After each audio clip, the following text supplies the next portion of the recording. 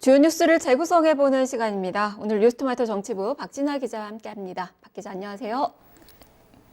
네, 오늘의 이슈 확인해 보겠습니다. 8분 능선 넘은 패스트트랙 향후 정국과 변수는 여야 4당이 함께 추진해온 선거제 개혁안, 공수처 설치 법안, 그리고 검경 수사권 조정안 이렇게 개혁 3법이 패스트트랙에 사실상 올랐습니다.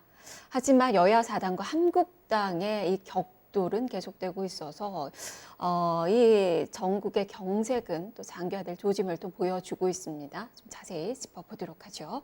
자, 박 기자, 일단 어제 여야 4당이 패스트트랙 합의가 됐습니다. 분위기는 바른당 빼놓고는 통과가 된 것 같은데 그 배경도 하나 짚어주세요.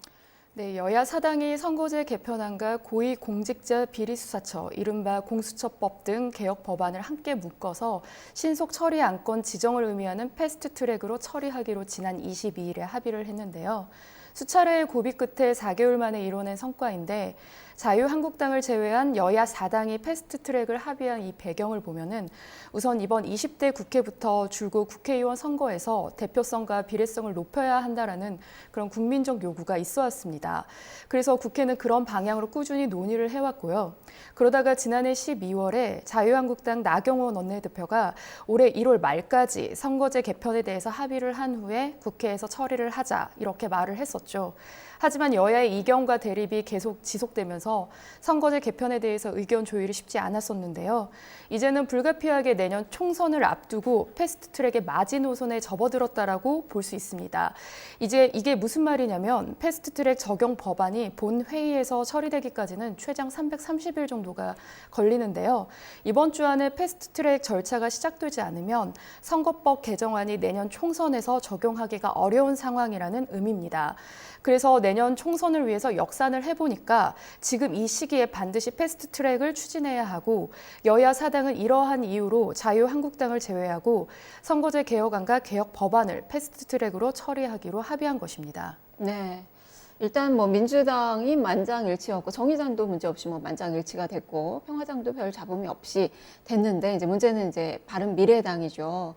상당히 좀 진통이 있었어요. 마라톤 회의도 있었고 그러면서 12대 11 이현주 의원이 표에 참여를 못해서 어쨌든 이게 통과는 되기는 했는데 좀 새벽까지 나온 그 소식들을 보면 이 오신환 의원이 이제 정개특위에서 사개특위죠.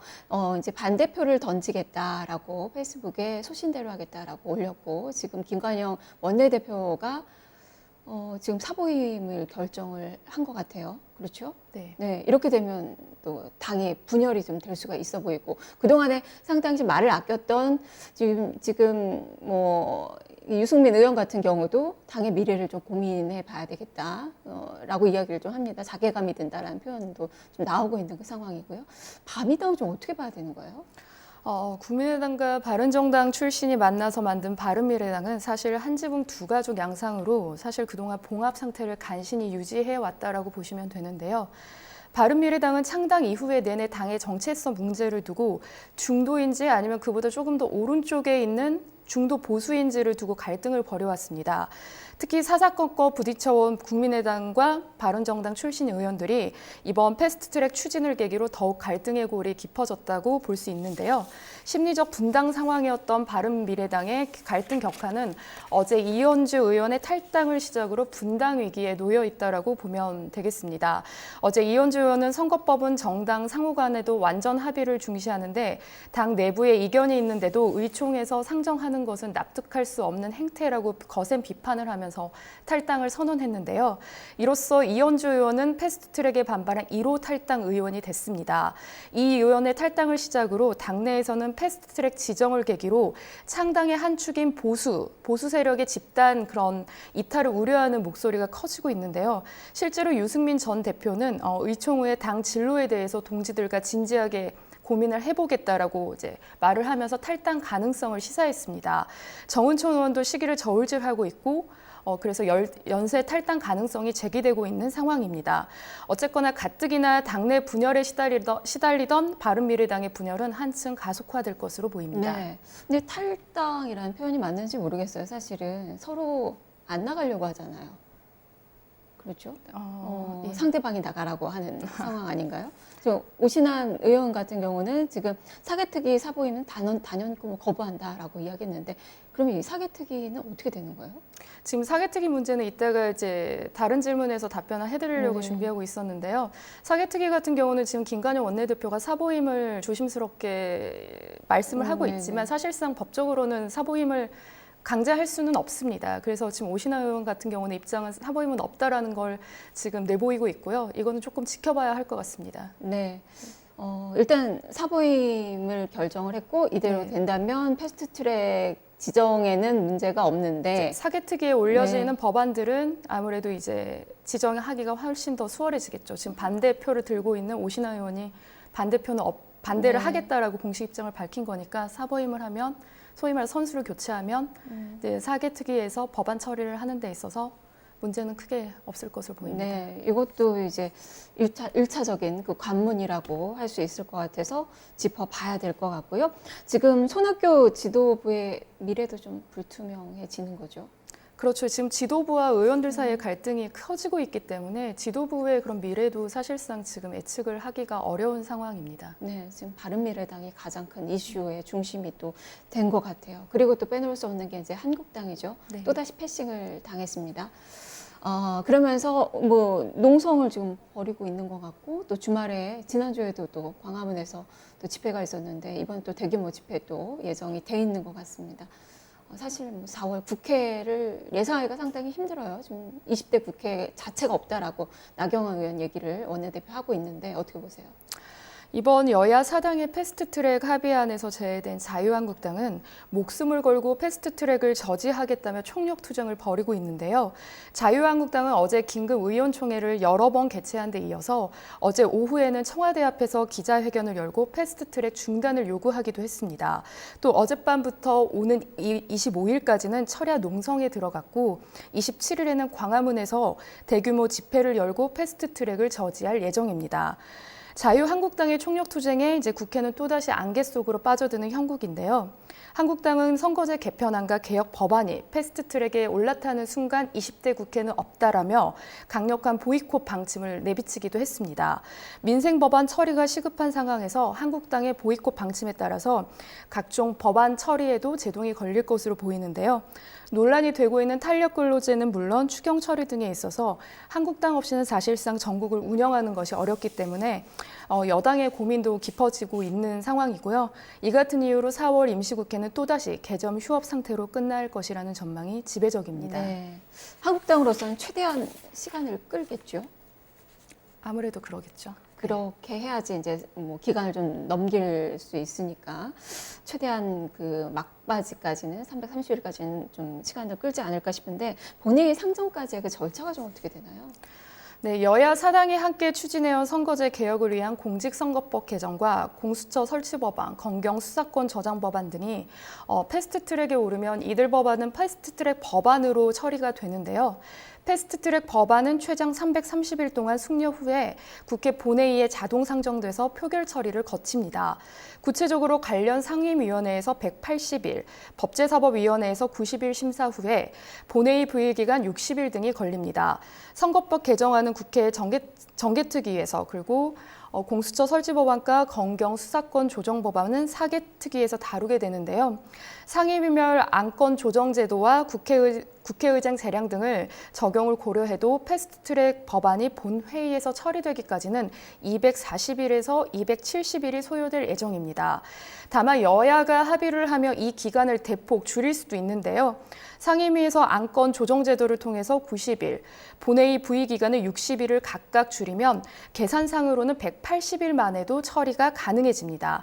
하지만 우선 각각 상임위에서 법사위로 패스트트랙이 법안이 무난히 넘어갈지조차도 지금 확실하게 예측하기 어려운 상황이어서 험로가 예상되고 있습니다. 네. 일단은 뭐 선수 교체를 한다고 김관영 원내대표가 하니까 지금 패스트트랙 지정 의결까지는 문제가 없을 것 같고 이제 앞으로 이제 국회에 상정을 해서 이제 통과되는 데까지는 험로가 예상이 되고 사실 지금까지 어느 국회에서도 여야 합의 없이 이렇게 진행이 된 적은 없었잖아요. 네, 그런 측면에서 본다면 상당히 이제 본회의 통과가 될지 거기까지 갈 수 있을지 뭐 이런 부분들도 상당히 한국당의 참여가 없이는 좀 힘들지 않을까라는 생각도 드는데 일단 본회의 통과가 될 수 있다고 보세요, 박진아 기자는? 일단 뭐 부결 가능성이 좀 있지 않을까 싶기도 한데. 네, 사실 본회의 처리까지는 사실 쉽지 않을 것으로 전망되는데요. 장기간의 논의 과정에서 선거제 개혁과 개혁 법안을 둘러싼 여야 간 복잡한 셈법들이 변수로 작용해서 실제 입법과까지는 미지수입니다, 사실. 그래서 패스트 법안이 우여곡절 끝에 본회의 표결까지 올라간다 해도 부결될 가능성을 배제할 수 없다라는 게 정치권 일각의 시각이기도 하고요. 역대 어느 국회에서도 여야 합의 없이 선거제 개편을 한 사례가 없다는 점을 그 점도 여야 사당에게는 부담으로 작용될 것이기 때문에 여야 사당은 패스트트랙 논의 과정에서 한국당의 참여를 적극 촉구하고 있습니다. 한국당은 또 여야 사당의 패스트트랙 공조에 결사 항정까지 불사하겠다며 반발하고 있는 상태여서 입법화까지는 쉽지 않을 것으로 예상됩니다. 네, 사실 최장 330일이 소요가 되는데 뭐 빨리 진행될 수 있겠지만 한국당 상황을 보면 시간을 좀 많이 끌을 것으로 보이고 최장 330일이면 오늘이 24일이니까 331일을 채우면 뭐 내일 기준으로 본다면 25일 날 이제 처리가 되면 이게 한 내년 3월 19일 정도가 돼요. 그럼 4월 총선에 적용하기가 쉽지가 않아 보이거든요. 이게 너무 늦은 거 아니에요? 어차피 안 되는 거 아닙니까? 뭐 일각에서 그렇게 보는 시선도 있지만 좀 전에 제가 말했듯이 안건 지정제도와 국회의장 재령 이런 것들을 적용하면 최소 180일 만이라도 처리가 될 수 있어서 좀 지켜봐야 할 것 일단 같습니다. 지켜봐야 될 것 같고 문제는 이제 본회의에서 제가 볼 때 이탈표가 좀 나올 것 같아요. 이게 선거법이라는 게 자기 지역구가 없어지는 경우도 생기게 되는데 지금 민주당 내에서도 이것에 대한 불만이 있는 것으로 좀 알려지고 있습니다. 개별 행동에 나서는 의원들이 좀 생기지 않을까요? 일부의 시각도 그런 시각이 있는데요. 아마 지역구를 지키고자 하는 의원들은 그럴 수도 있겠죠. 그것도 역시 좀 지켜봐야 될 것 같고 그러면 이제 향후 전국 어떻게 좀 예상을 하시는지 사실 뭐 힘들 것 같아요. 변수들도 하나하나 좀 짚어주시죠. 사실 향후 전국은 정말 말 그대로 예측하기가 어렵다라고 말씀드리는 게 가장 옳은 답인 것 같고요. 여야 사당이 우여곡절 끝에 선거제와 개혁법안 패스트트랙 첫 단추를 꿰었지만 각종 난관이 예상되고 있습니다. 우선 선거제 개편안은 국회 정개특위에서 큰 무리 없이 패스트트랙으로 지정될 것으로 예상되는데 사실 오늘 아침 심상정 위원장이 공직선거법 개정안을 대표 발의하기도 했습니다. 공수처 설치 법안과 검경 수사권 조정 법안을 다룰 국회 사개특위는 조금 이야기가 다릅니다. 사개특위에서 키를 쥐고 있는 오신환 바른미래당 의원이 오늘 아침 이들 법안의 패스트트랙 지정에 대해서 반대표를 던지겠다라고 공식 입장을 취하면서 변수로 급부상했는데요. 때문에 이들 법안의 그런 패스트트랙 지정이 또 한 번 좌초될 수 있는 그런 위기도 있을 뿐더러 그 상임위 처리 자체도 쉽지 않을 것으로 예상되는 시각도 있습니다. 이처럼 여야의 셈법에 따라서 첫 단계 상임위에서부터 난관이 이제 예상됨에 따라 향후 전국도 소용돌이 속에 빠져들 가능성이 높은데요. 이런 가운데 이제 여야 사당의 그런 자유한국당에 대한 압박 수위는 점차 높아지고 있고 반대로 한국당의 반발은 더욱 거세지고 있어서 여야 갈등이 최고조로 치닫을 가능성도 배제할 수 없는 상황입니다. 이런저런 이제 변수를 보면 사실상 향후 국회 전국은 한치 앞을 볼 수 없다라는 표현이 맞을 것 같습니다. 네, 여전히 뭐 협로가 예상이 되네요. 말씀 잘 들었습니다. 네, 이렇게 뉴스토마토 정치부 박진아 기자와 함께했습니다. 일단 개혁 3법의 패스트트랙에 좀 올라지게 되더라도 산 넘어 좀 산일 것 같습니다. 정개특위, 사개특위를 잘 통과를 한다고 해도 역시 상당히 좀 험로가 예상이 되고 있고 이 한국당과의 긴 싸움이 좀 시간 싸움이 계속될 것으로 보여지는데요. 그만큼 지금 4월 국회 그리고 20대 국회 상당히 또 식물 국회라는 그 오명을